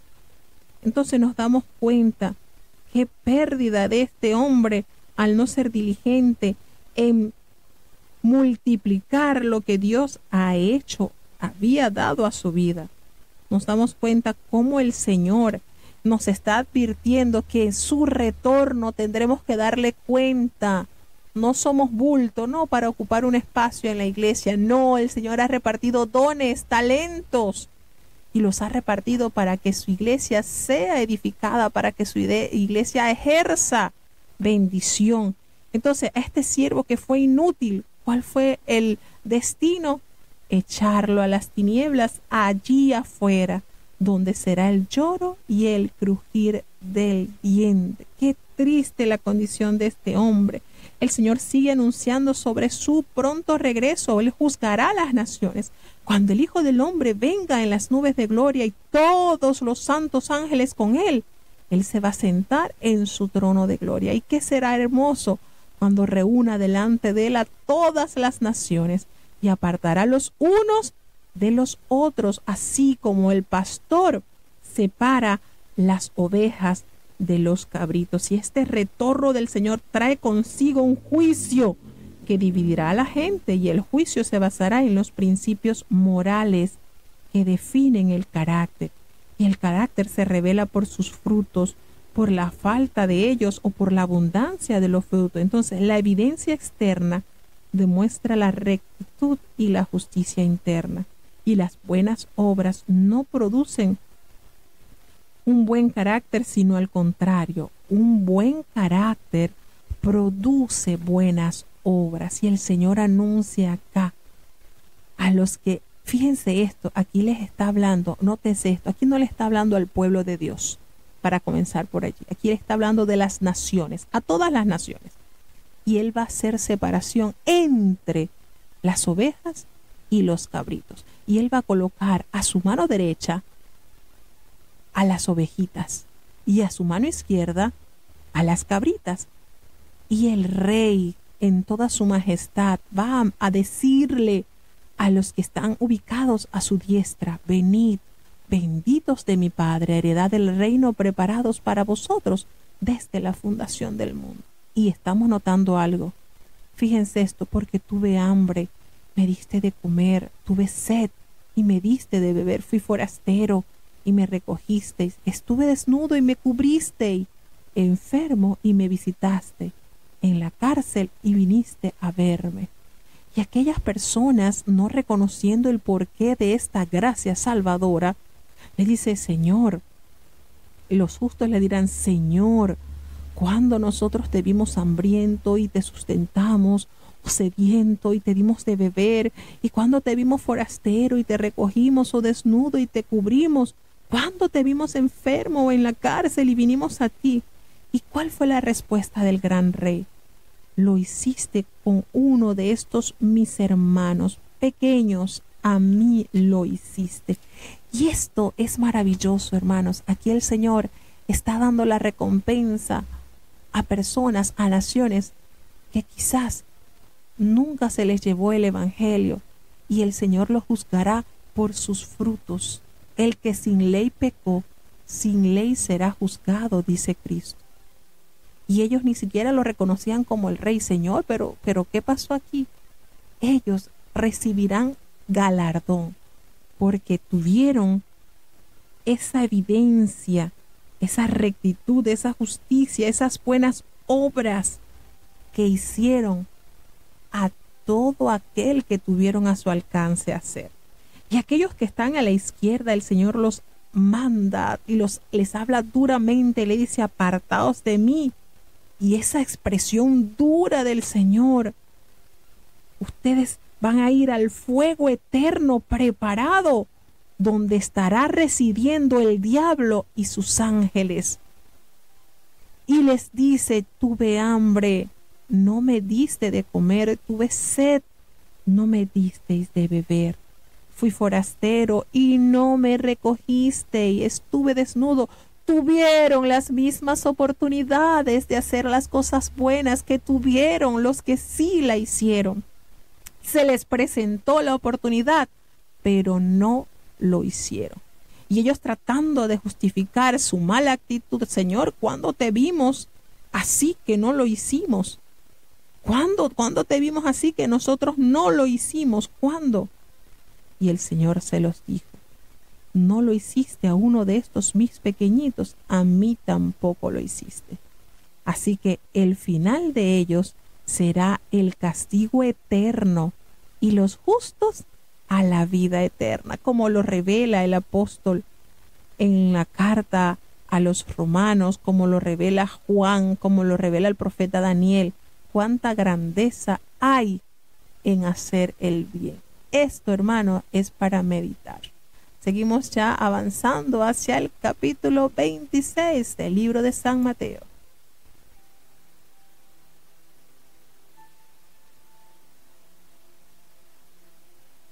Libro de Mateo, capítulo 26. Y aconteció que, como hubo acabado Jesús todas estas palabras, dijo a sus discípulos: sabéis que dentro de 2 días se hace la Pascua, y el Hijo del Hombre es entregado para ser crucificado. Entonces los príncipes de los sacerdotes y los escribas y los ancianos del pueblo se juntaron al patio del pontífice, el cual se llamaba Caifás, y tuvieron consejo para prender por engaño a Jesús y matarle. Y decían: no en el día de la fiesta, porque no se haga alboroto en el pueblo. Y estando Jesús en Betania, en casa de Simón el leproso, vino a él una mujer teniendo un vaso de alabastro de ungüento de gran precio, y lo derramó sobre la cabeza de él, estando sentado a la mesa. Lo cual viendo sus discípulos se enojaron, diciendo: ¿por qué se pierde esto? Porque esto se podía vender por gran precio y darse a los pobres. Y entendiéndolo Jesús les dijo: ¿por qué dais pena a esta mujer? Pues ha hecho conmigo buena obra. Porque siempre tendréis pobres con vosotros, mas a mí no siempre me tendréis. Porque echando este ungüento sobre mi cuerpo, para sepultarme, lo ha hecho. De cierto os digo, que donde quiera que este evangelio fuere predicado en todo el mundo, también será dicho para memoria de ella lo que ésta ha hecho. Entonces uno de los 12, que se llamaba Judas Iscariote, fue a los príncipes de los sacerdotes y les dijo: ¿qué me queréis dar? Y yo os lo entregaré. Y ellos le señalaron 30 piezas de plata. Y desde entonces buscaba oportunidad para entregarle. Y el primer día de la fiesta de los panes sin levadura, vinieron los discípulos a Jesús diciéndole: ¿dónde quieres que aderecemos para ti para comer la Pascua? Y él dijo: id a la ciudad a cierto hombre y decidle: el maestro dice, mi tiempo está cerca, en tu casa haré la Pascua con mis discípulos. Y los discípulos hicieron como Jesús les mandó, y aderezaron la Pascua. Y como fue a la tarde del día, se sentó a la mesa con los 12, y comiendo ellos dijo: de cierto os digo, que uno de vosotros me ha de entregar. Y entristecidos ellos en gran manera, comenzó cada uno de ellos a decirle: ¿soy yo, Señor? Entonces él respondiendo dijo: el que mete la mano conmigo en el plato, ese me ha de entregar. A la verdad, el Hijo del Hombre va, como está escrito de él, mas ay de aquel hombre por el quien el Hijo del Hombre es entregado. Bueno le fuera al tal hombre no haber nacido. Entonces respondiendo Judas, que le entregaba, dijo: ¿soy yo, maestro? Dícele: tú lo has dicho. Y comiendo ellos, tomó Jesús el pan y bendijo y lo partió, y dio a sus discípulos, y dijo: tomad, comed, esto es mi cuerpo. Y tomando el vaso, y hechas gracias, les dio, diciendo: bebed de él todos, porque esto es mi sangre del nuevo pacto, la cual es derramada por muchos para remisión de los pecados. Y os digo que desde ahora no beberé más de este fruto de la vid hasta aquel día, cuando lo tengo de beber de nuevo con vosotros en el reino de mi Padre. Y habiendo cantado el himno, salieron al monte de las olivas. Entonces Jesús les dice: todos vosotros seréis escandalizados en mí esta noche, porque escrito está: heriré al pastor, y las ovejas de la manada serán dispersas. Mas después que haya resucitado, iré delante de vosotros a Galilea. Y respondiendo Pedro le dijo: aunque todos sean escandalizados en ti, yo nunca seré escandalizado. Jesús le dice: de cierto te digo que esta noche, antes que el gallo cante, me negarás 3 veces. Dícele Pedro: aunque me sea menester morir contigo, no te negaré. Y todos los discípulos dijeron lo mismo. Entonces llegó Jesús con ellos a la aldea que se llama Getsemaní, y dice a sus discípulos: sentaos aquí hasta que vaya allí y ore. Y tomando a Pedro y a los 2 hijos de Zebedeo, comenzó a entristecerse y a angustiarse en gran manera. Entonces Jesús les dice: mi alma está muy triste hasta la muerte, quedaos aquí y velad conmigo. Y yéndose un poco más adelante, se postró sobre su rostro, orando y diciendo: Padre mío, si es posible, pase de mí este vaso, empero no como yo quiero, sino como tú.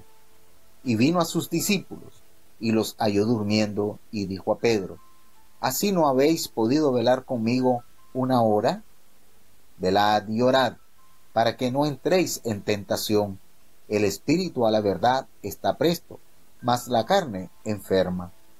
Otra vez fue, segunda vez, y oró diciendo: Padre mío, si no puede este vaso pasar de mí sin que yo lo beba, hágase tu voluntad. Y vino, y los halló otra vez durmiendo, porque los ojos de ellos estaban agravados. Y dejándolos fuese de nuevo, y oró tercera vez, diciendo las mismas palabras. Entonces vino a sus discípulos, y díceles: Dormid ya, y descansad. He aquí ha llegado la hora, y el Hijo del Hombre es entregado en manos de pecadores. Levantaos, vamos, he aquí ha llegado el que me ha entregado. Y hablando aún él, he aquí Judas, uno de los 12, vino, y con él mucha gente con espadas y con palos, de parte de los príncipes de los sacerdotes y de los ancianos del pueblo. Y el que le entregaba les había dado señal diciendo: Al que yo besare, aquel es, prendedle. Y luego que llegó a Jesús, dijo: Salve, maestro, y le besó. Y Jesús le dijo: Amigo, ¿a qué vienes? Entonces llegaron y echaron mano a Jesús y le prendieron. Y he aquí, uno de los que estaban con Jesús, extendiendo la mano, sacó su espada, e hiriendo a un siervo del pontífice, le quitó la oreja. Entonces Jesús le dice: Vuelve tu espada a su lugar, porque todos los que tomaren espada, a espada perecerán. ¿Acaso piensas que no puedo ahora orar a mi Padre y él me daría más de 12 legiones de ángeles? ¿Cómo, pues, se cumplirían las escrituras que así conviene que sea hecho? En aquella hora dijo Jesús a las gentes: ¿Como a ladrón habéis salido con espadas y con palos a prenderme? Cada día me sentaba con vosotros enseñando en el templo y no me prendisteis. Mas todo esto se hace para que se cumplan las escrituras de los profetas. Entonces todos los discípulos huyeron dejándole. Y ellos, prendido Jesús, le llevaron a Caifás pontífice, donde los escribas y los ancianos estaban juntos. Mas Pedro le seguía de lejos hasta el patio del pontífice, y entrando dentro, estábase sentado con los criados para ver el fin. Y los príncipes de los sacerdotes y los ancianos y todo el consejo buscaban falsos testimonios contra Jesús para entregarle a la muerte. Y no lo hallaron, aunque muchos testigos falsos se llegaban, mas a la postre vinieron 2 testigos falsos, que dijeron: Este dijo: puedo derribar el templo de Dios y en 3 días reedificarlo. Y levantándose el pontífice le dijo: ¿no respondes nada? ¿Qué testifican estos contra ti? Mas Jesús callaba. Respondiendo el pontífice le dijo: te conjuro por el Dios viviente, que nos digas si eres tú el Cristo, Hijo de Dios. Jesús le dijo: tú lo has dicho, y aún os digo que desde ahora habéis de ver al Hijo de los hombres sentado a la diestra de la potencia de Dios, y que viene en las nubes del cielo. Entonces el pontífice rasgó sus vestidos, diciendo: blasfemado ha. ¿Qué más necesidad tenemos de testigos? He aquí, ahora habéis oído su blasfemia. ¿Qué os parece? Y respondiendo ellos dijeron: culpado es de muerte. Entonces le escupieron en el rostro y le dieron de bofetadas, y otros le herían con mojicones, diciendo: profetízanos tú, Cristo, ¿quién es el que te ha herido? Y Pedro estaba sentado fuera en el patio, y se llegó a él una criada diciendo: y tú con Jesús el Galileo estabas. Mas él negó delante de todos, diciendo: no sé lo que dices. Y saliendo él a la puerta, le vio otra, y dijo a los que estaban allí: también éste estaba con Jesús Nazareno. Y negó otra vez con juramento: no conozco al hombre. Y un poco después llegaron los que estaban por allí y dijeron a Pedro: verdaderamente también tú eres de ellos, porque aún tu habla te hace manifiesto. Entonces comenzó a hacer imprecaciones y a jurar diciendo: no conozco al hombre. Y el gallo cantó luego. Y se acordó Pedro de las palabras de Jesús, que le dijo: antes que cante el gallo, me negarás 3 veces. Y saliéndose fuera, lloró amargamente.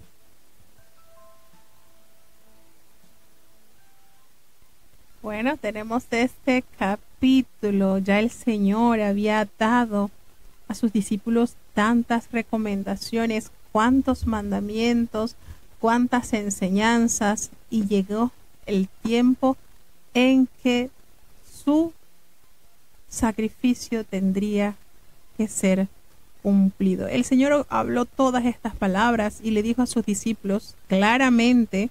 Aquí no hubo parábola, aquí no hubo metáfora. Durante 6 meses Jesús había venido anunciando a sus discípulos su inminente muerte, y ahora pues le menciona la fecha precisa. Aunque los que estaban involucrados en la crucifixión no eran inocentes, el Señor mantuvo todo el tiempo el control de esa situación, y por supuesto su sacrificio, como el del Cordero de la Pascua, representa la consumación consciente de todas las predicciones y todas las profecías que fueron anunciadas en el Antiguo Testamento. En esta oportunidad, cientos de miles de peregrinos acudían a Jerusalén durante la Pascua. Recuerden que era mandamiento del Señor que todo hombre debía comparecer allí en Jerusalén para celebrar las Pascuas, y los líderes religiosos, por supuesto, estaban haciendo sus planes maquiavélicos. Ellos no querían correr el riesgo de que se produjera un alboroto que pudiera provocar una intervención del Imperio Romano, porque recordemos que estaba allí subyugado Israel dentro de su tierra por el yugo de los romanos. Entonces, en este capítulo notamos que nos dice la palabra de Dios que hubo una mujer, que Jesús estaba en Betania y en la casa de un tal llamado Simón el leproso, y vino en ese instante una mujer con un vaso de alabastro de perfume de gran valor, y ella lo derramó sobre su cabeza cuando él estaba sentado a la mesa. Y al ver esto, por supuesto, los discípulos se enojaron diciendo que ella había hecho un gran desperdicio. Pero fíjense que aunque el evangelista Mateo no nos detalla quién era esta mujer, el apóstol Juan sí nos habla de que era María, la hermana de Lázaro y la hermana de Magdalena, que esta mujer había sido pecadora. Y ese detalle pues lo sacamos del relato de Juan. Resulta que esta mujer hace esta inversión en el maestro, le derrama este valioso ungüento, y el Señor reprende a los discípulos, que más adelante vamos a ver, ¿verdad? Que miren que el costo no es algo que se considera cuando se trata de llevar a cabo un acto de la devoción, no. Esta mujer hizo un simbolismo tremendo, porque el Señor le revela que lo que ella había hecho sería predicado, sería dado a conocer por mucho tiempo. Y Él le dice, mire, no molesten a esta mujer porque ella ha hecho una buena obra conmigo. Y aquí profetiza algo el Señor que es tan real. Según, aquí nos dice San Mateo que los discípulos reñían, pero Juan, en un enfoque más cercano a la situación, nos dice que era Judas el que se había enojado, porque él llevaba la bolsa del dinero que se recolectaba en las cruzadas, en las caminatas del Señor, esos corazones bondadosos que daban, y eran los patrocinadores de las buenas obras, por supuesto. Y él se enojó porque resulta que él era ladrón y él sustraía de la bolsa de los pobres su buena cantidad de dinero. Y él vio un gran desperdicio que ese perfume tan costoso lo haya usado, lo haya invertido esta mujer en el maestro. No, y dice el apóstol Juan, no porque le interesaba a los pobres, no, sino porque era ladrón. Y así se disfraza el enemigo siempre de bondadoso. Ay, sí, le interesan los pobres. No, le interesaba era el pobre bolsillo de él. Y el Señor, usando de tanta prudencia, le dice, mire, no se preocupen, porque ustedes siempre van a tener a los pobres con ustedes, pero a mí no siempre me van a tener así en físico, en pocas palabras, ¿verdad? Y es verdad, los pobres siempre existirán. Es algo que el Señor pronunció. ¿Cuándo se va a acabar la pobreza? Nunca. El Señor dice, a los pobres siempre los tendremos. Y Él aclara, cuando ella derramó este perfume sobre mi cuerpo, lo está haciendo como preparación para sepultarme, para mi sepultura. Entonces, es impresionante cómo Dios resalta la obra de esta mujer al haber derramado ese ungüento. Y dice en el versículo 13, de cierto os digo que donde quiera que se predicase de este evangelio en todo el mundo, también se contará lo que ella ha hecho para memoria de ella. Fíjense cómo el Señor tan bello resalta la obra de esta mujer. Ese sacrificio por amor a Jesús tendría una gran influencia, en pocas palabras. Notamos entonces que el Señor es ungido con un costoso aceite perfumado para su entierro, y así lo anunció. Entonces uno de los 12, aquí entra en acción este hombre que se llamaba Judas Iscariote, se fue nada más y nada menos que a la cabeza de los malvados, a los principales sacerdotes, y les dijo, mira, ¿qué me quieren dar? Y yo se los voy a entregar. Y ellos le asignaron un costo de 30 monedas de plata. Ya que no se le hizo lo del perfume, tenía que buscar otros ingresos extras, ¿verdad? Y desde allí Judas comenzó a organizar la manera de hacérselos llegar. ¿Por qué Judas hizo esto? Judas era un estratega. En varias oportunidades Jesús fue amenazado y él se escapaba, se escabullía, porque por supuesto no había llegado el tiempo que le habían de tomar. Y Judas pensó en su lógica: agarro, le entrego a él, a Jesús, a estos hombres, él se va a escabullir como siempre lo ha hecho, yo me quedo con mi dinerito y quedo bien, queda bien con Dios y con el diablo, en pocas palabras. Y vamos a entender por qué entonces aquel hombre se deprimió tanto al no haber salido el plan que él había trazado. Entonces el Señor, el primer día de las fiestas de los panes sin levadura, vinieron todos sus discípulos a él y le preguntaron: Maestro, ¿dónde quieres que nosotros preparemos para que comamos la Pascua? Y nótese este detalle especial.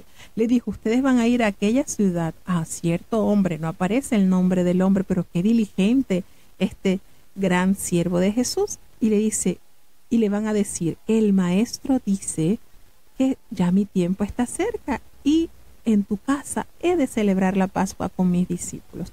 Y los discípulos hicieron así como el Señor les había mandado y prepararon la Pascua. Pero más adelante en el apóstol Juan detallamos cómo el Señor les dice: van a encontrarse con un hombre con un cántaro, ustedes lo van a seguir y le van a decir: mira, ¿dónde está el aposento donde el maestro va a tomar la cena? Y entonces ya el apóstol Juan da un poco más de detalles de lo que dice Mateo. Pero es hermoso cómo Dios todo lo tenía tan finamente trazado. Y cuando llegó entonces la noche, él se llegó a la mesa con sus 12 discípulos, solamente los 12, los discípulos del Señor. Y aquí podemos notar que la Santa Cena, la comunión, bíblicamente el Señor la tomó con sus seguidores, no con los que simpatizaban con él, los que ya estaban comprometidos con el ministerio del Señor en la tierra. Y entonces él le dijo claramente mientras estaban comiendo: uno de ustedes me va a entregar. Y por supuesto esto fue notorio de tristeza en gran manera, y todos comenzaron a preguntarse, a decirle: Señor, soy yo, Señor, soy yo. Miren cómo estamos en la condición humana. Mientras estemos en la condición humana estamos expuestos a hacer cosas que no sabemos. Ninguno dijo: no, yo no lo voy a hacer, yo no te voy a negar. No, Señor, seré yo y en esa condición. Y él le respondió: mire, el que mete la mano conmigo en el plato, ese me va a entregar. Y entonces notemos algo importante, que Mateo, ¿verdad?, nos dice, nos detalla que en la celebración de la Pascua con sus discípulos, el Señor realizaba este acto tan sagrado.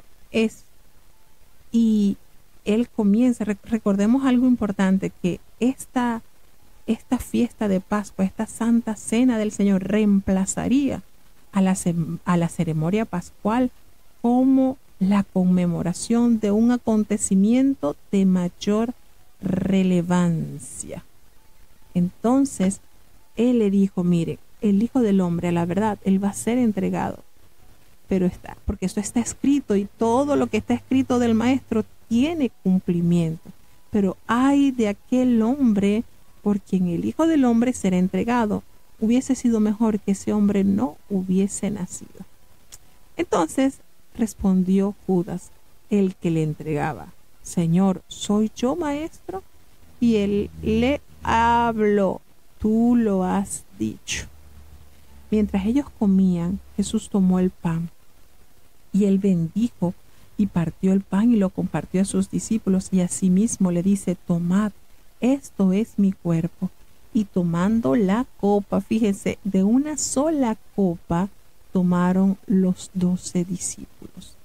Esta es mi sangre del nuevo pacto, que por muchos, no por todos, fíjense esto, así como dice Isaías, habiendo él llevado el pecado de muchos, bueno, aquí está, esos muchos, no de todos. es derramada para remisión de los pecados. Entonces Jesús usó la ocasión de la cena pascual para inaugurar el nuevo pacto, y el simbolismo de la cena pascual bajo el antiguo pacto estaba a punto de ser plenamente satisfecho por medio de la crucifixión de Cristo. Y en este momento histórico, Jesús transformó el significado de los elementos de la cena pascual en los símbolos de un nuevo pacto. El pan representa ahora su cuerpo, el cual sería dado, y la copa su sangre, la cual sería derramada para el perdón de los pecados. Los santos requisitos de Dios y del antiguo pacto estaban a punto de ser satisfechos para siempre, y una nueva y viviente manera de entrar en la presencia y la provisión de Dios estaba siendo preparada a través de Cristo. Entonces, ¿quién? Cristo, por supuesto, el Cordero de Dios. Y se estableció un nuevo y eterno vínculo por medio de la sangre de Cristo Jesús. Y Dios inauguraba soberanamente el nuevo pacto con sus discípulos. Entonces, la cena del Señor nos recuerda a los que participamos en ella la muerte redentora de Jesús, y además anticipa su retorno cuando esta cena memorial cede el paso a las festividades de las bodas del Cordero. Aquí nos dice entonces el Señor: y os digo que desde ahora no beberé más de este fruto de la vid hasta el día en que yo lo beba nuevo con vosotros en el reino de mi Padre. Entonces, cuando ellos cantaron el himno, ¡ay, qué lindo haber escuchado ellos a su maestro cantar un himno! Salieron ¿a dónde? Al Monte de los Olivos. Y cuánta importancia y cuántos acontecimientos importantes se encierran en este Monte de los Olivos. Entonces Jesús le dice: miren, ya, todos ustedes serán escandalizados en mí esta noche, porque está escrito que heriré al pastor y las ovejas del rebaño serán dispersas, así como lo dijo el profeta Zacarías. Pero después que haya yo resucitado, yo iré delante de ustedes a Galilea. Y entonces Pedro no aceptó esta declaración del maestro. Le digo: no, yo, aunque todos se escandalicen, yo nunca me escandalizaré. Y Jesús le dijo: mira, esta noche, antes de que cante el gallo, tú me vas a negar 3 veces.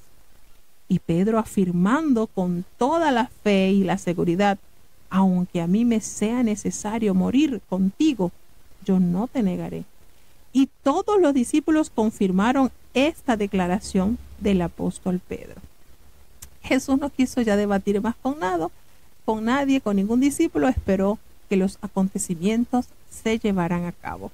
Él se va entonces con ellos a un lugar que se llama Getsemaní.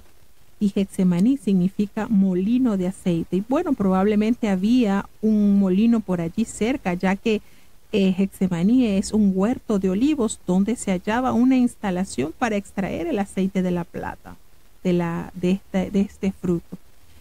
Y el Señor se fue a orar y le dijo a sus discípulos: sentados aquí, entre tanto que yo voy y oro. Y ahí dejó a sus discípulos, pero tomó nuevamente a estos 3 discípulos, a Pedro y a los hijos de Zebedeo, y se los llega y entristece grandemente y se angustia en gran manera.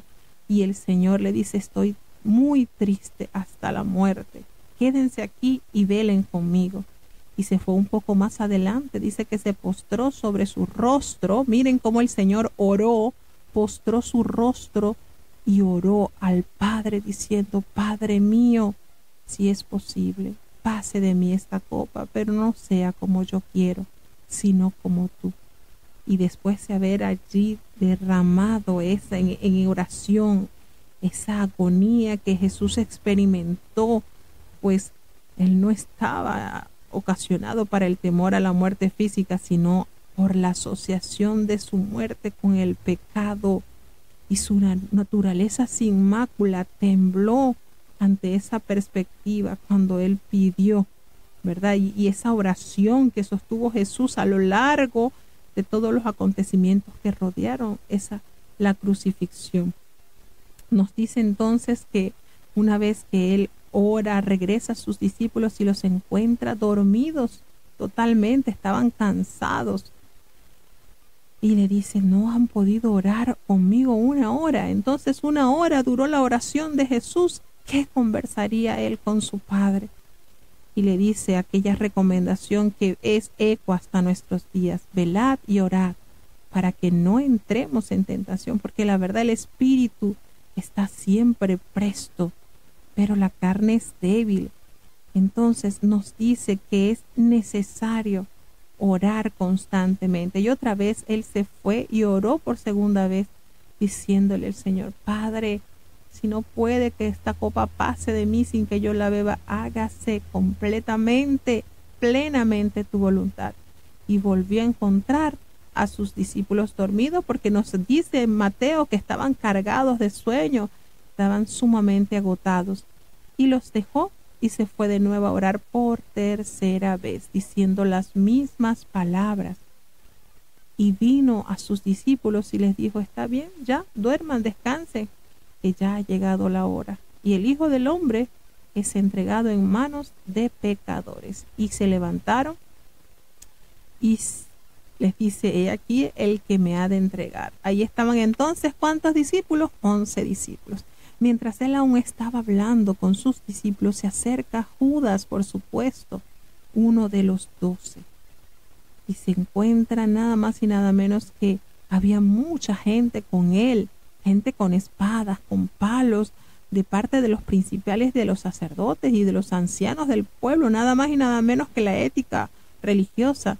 Y Judas, que había concertado con ellos por 30 monedas de plata, le había señalado que él iba a besar a quien era Jesús para que ellos lo tomaran. Y él se acercó a Jesús y le dijo: salve, maestro, y le besó.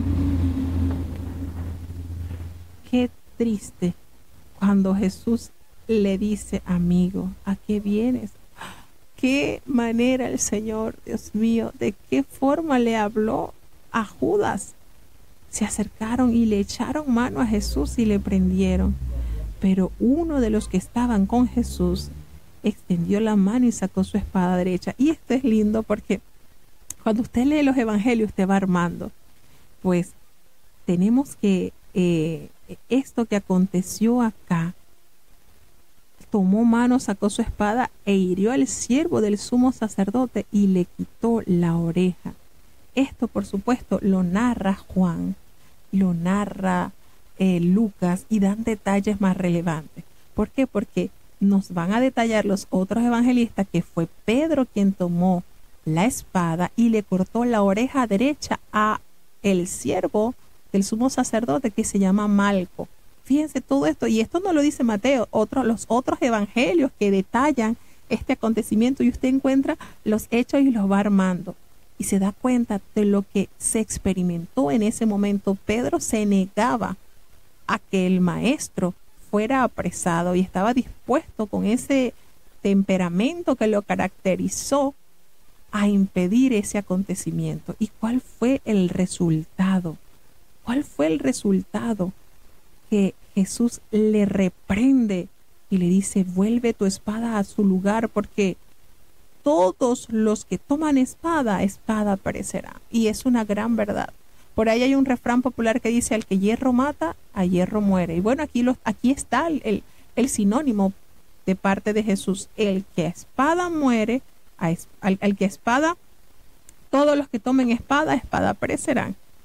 Y él le hace una pregunta que quizás el Señor con una certeza le dice: ¿acaso piensas que no puedo ahora, en este preciso momento de angustia, de dificultad, orar a mi Padre, y que Él no me daría más de 12 legiones de ángeles? Imagínense, si una legión estaba compuesta por 6,000 soldados, y Él dice más de 12 legiones, está hablando de más de 60,000 ángeles.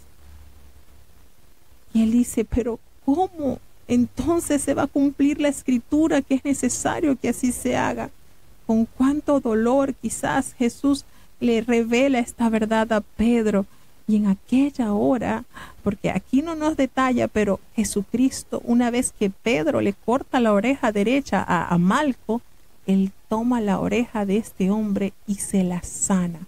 podemos decir entonces que el último milagro de sanidad que Jesucristo hizo en su ministerio antes de ser crucificado fue la de sanar la oreja a Malco, que fue parte de la turba que iba a prender o que prendió a Jesús. Qué manera el Señor de enseñarnos a hacerle bien aún a aquellos que nos hacen mal. El Señor no se conformó con que Pedro le cortara la oreja, sino que le sanó la oreja. Y siempre me he preguntado cuál sería la postura de Malco después de haber sido sanado por el Divino Maestro. Qué tremendo, ¿verdad? Entonces el Señor los enfrenta, los confronta a esa multitud y le dice, mire, ustedes han venido como que si yo fuese un ladrón y han salido con espadas y con palos para prenderme.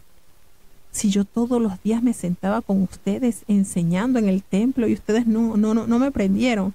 Pero esto sucede para que se cumplan las escrituras. Y esto fue algo tan impactante que todos los discípulos tuvieron tanto temor que efectivamente se cumplió lo que profetizó el libro de Zacarías. Todos los discípulos se fueron y prendieron a Jesús y lo llevaron nada más y nada menos que a la cabecilla del encargado de esto, a Caifás, donde estaban reunidos nada más y nada menos que los escribas y los ancianos. Pero Pedro le seguía de lejos allí en el patio del sumo sacerdote y entrando se sentó con alguaciles para ver el fin. Y todo esto se va relacionando porque Juan detalla mucho más. Había una mujer, Juan era conocido, allí tenía sus influencias y con Juan pudieron introducirse a estos lugares. Y Pedro le seguía de lejos allí y los principales sacerdotes y todos los ancianos que estaban reunidos en el concilio estaban buscando falso testimonio contra Jesús para poderlo sentenciar a muerte, pero no hallaron nada, aunque hubo mucha gente que se prestó para decir estos testimonios falsos, pero no concertaban. Entonces hubo uno que dijo que él podría derribar el templo de Dios y en 3 días lo reedificaría. Fíjense, y se levantó el sumo sacerdote y le dijo, no vas a responder nada, que todo esto que lo testifican contra ti. Fíjense cómo ellos tergiversaron las enseñanzas de Jesús sobre su resurrección, porque esto lo estaba diciendo él por su cuerpo, no por el templo. Y Jesús reconoce su deidad y añadió que a pesar de las presentes circunstancias, llegaría el momento cuando pueda ver en cumplimiento de las profecías mesiánicas.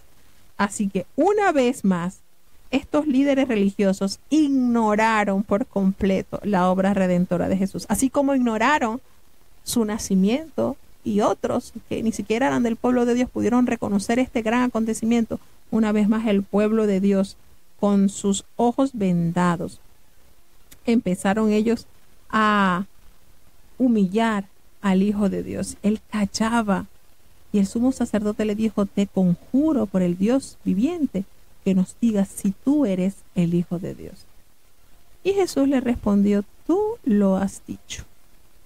Y además te digo ahora que veréis al Hijo del Hombre sentado a la diestra del poder de Dios y viniendo en las nubes del cielo. Acontecimientos que serán cumplidos por el Mesías. Entonces, cuando el sumo sacerdote escuchó esto que el Señor pronunció, rasgó sus vestidos y diciendo, ha blasfemado. No hay más nada que buscar. Ya, todo lo tenemos acá. Él mismo ha dicho una gran blasfemia. ¿Y qué les parece? Y ellos dijeron, es sin duda alguna reo de muerte. ¿Por qué? Porque así mismo se está haciendo Dios. Y esto, por supuesto, esto estaba escrito en la ley. Él les fue víctima de humillación. Lo escupieron en el rostro, le dieron puñetazos, le abofetearon. Y sin lugar a duda se burlaron de él cuando lo golpeaban y le decía, profetízanos, Cristo, ¿quién es el que te golpeó? Qué situación tan humillante le tocó vivir a nuestro divino Nazareno. Pero Pedro estaba sentado allí fuera en el patio y se acercó a él una criada y le dijo, mira, tú también estabas con Jesús el Galileo, porque era conocido la jurisdicción de Jesús, pero él se negó, él dijo que no sabía lo que ella estaba diciendo, y él salió a la puerta y le vio otra y le dijo, tú estabas con él también,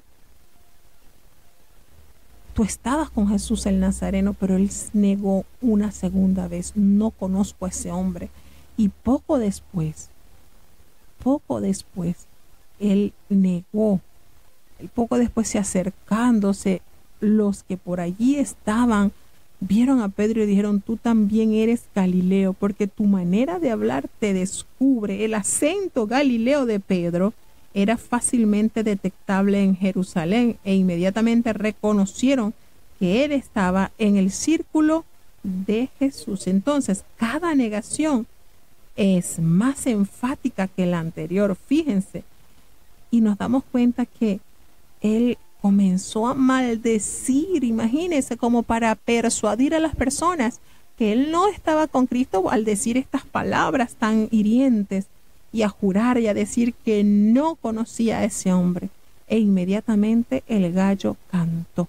Y cuando esto sucedió, fue el detonante que permitió que Pedro se recordase de las palabras que Jesús le había dicho. Antes que cante el gallo, me negarás 3 veces. Y salió fuera de ese patio. ¿Y cuál fue su reacción?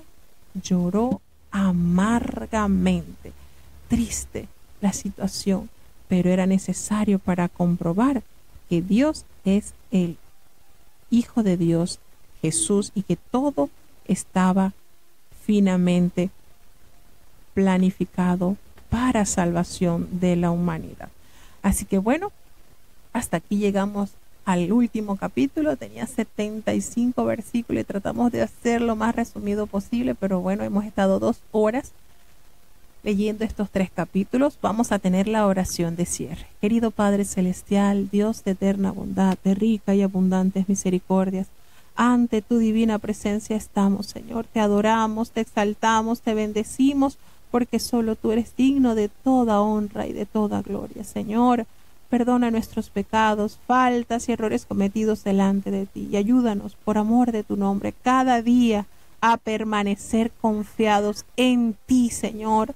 No nos abandones, Padre bueno. Te presentamos cada oyente, cada país que ha estado con nosotros, desde Estados Unidos, Panamá, Alemania, Colombia, México, Honduras, están delante de ti. Bendice y guarda a los niños, los jóvenes, los ancianos, Señor, los enfermos, tú los conoces, Padre bueno. Te presentamos a Nathan, te presentamos, Señor, por amor de tu nombre, a Lauri, te presentamos, Padre, al apóstol Cecilio, Señor, que tú puedas obrar en la vida, en la salud de tu siervo, Padre bueno. Te damos gracias por los que han sido sanados, pero hay muchos padres que necesitan de tu poder sanador. Ayúdanos a confiar plenamente en ti, Padre. Te presentamos, oh Dios, a la niña Naomi, Señor, a los hermanos que han perdido un ser querido, consuélales en gran manera, Padre. Ten piedad y ayúdanos a orar diligentemente por la paz, porque Israel, tu nación, pueda entender que necesita de ti, Señor. Ten piedad, Señor, y ayúdanos en el nombre de Jesús. Te lo he suplicado y en Él te doy las gracias. Y ahora te pedimos, Señor, que el bendito amor de Dios, la gracia y la paz de nuestro eterno, de nuestro Señor y Salvador Jesucristo, la compañía y la comunión de tu Espíritu Santo, quien es nuestro eterno Consolador, sea con cada uno de tus hijos. Nos guarde desde ahora y para siempre. Amén.